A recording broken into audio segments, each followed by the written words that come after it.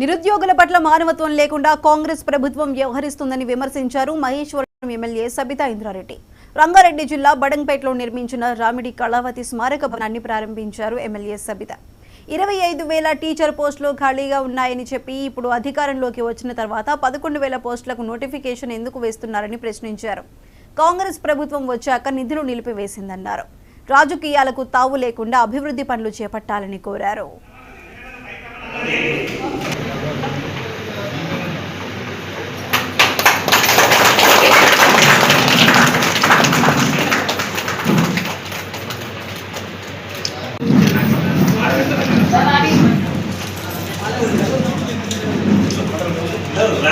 వివక్ష లేకుండా రాజకీయాలకు తావు లేకుండా అభివృద్ధి చేయాలని ప్రభుత్వాన్ని కూడా కోరుతా ఉన్నాను. అదేవిధంగా వారి దృష్టి కూడా తీసుకెళ్తాను.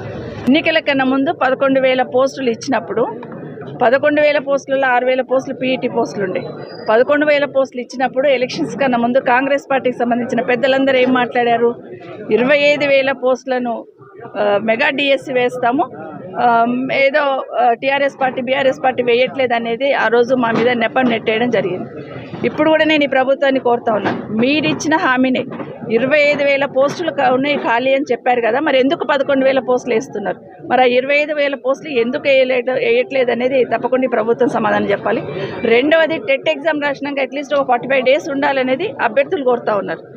కనీసం మేము ప్రిపేర్ కావడానికి మాకు 45 డేస్ ఇవ్వండి, కొంచెం పోస్ట్ పోన్ చేయండి అని అడుగుతాం. కూడా మానవత్వం లేకుండా ప్రవర్తించడమే కాకుండా మరి వాళ్ళ మీద నిరుద్యోగుల మీద కూడా నింద వేసే ప్రయత్నం. అంటే ఎగ్జామ్స్ రాయని వాళ్ళు మాత్రమే ధర్నాలు చేస్తారని మాట్లాడడం ముఖ్యమంత్రి గారు బాధ్యత రహితంగా మాట్లాడుతూ ఉన్నారు.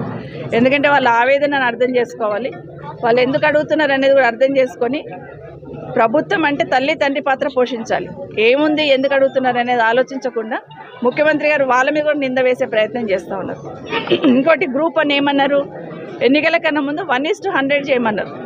అవి కూడా మీరు మర్చిపోయి ఈరోజు కోచింగ్ సెంటర్ల మీద నెపం నెట్టేసే ప్రయత్నం చేస్తున్నారు. అంటే బాధ్యత నుండి తప్పించుకోవడమో లేకపోతే బాధ్యత రహితంగా మాట్లాడడమో కరెక్ట్ కాదు. ఇప్పటికైనా నిరుద్యోగుల కోరికను మన్నించి నిరుద్యోగ యువకులందరూ కూడా, యంగ్స్టర్స్ అందరూ కూడా మొన్న ఎన్నికల్లో కేసీఆర్ గారు ఏదో నష్టం చేస్తున్నాడనే ఆలోచనతో మొన్న వ్యతిరేకంగా పనిచేస్తున్నారు.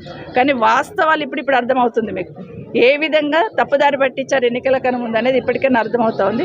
వివక్ష లేకుండా రాజకీయాలకు తావు లేకుండా అభివృద్ధి చేయాలని ప్రభుత్వాన్ని కూడా కోరుతా ఉన్నాను. అదేవిధంగా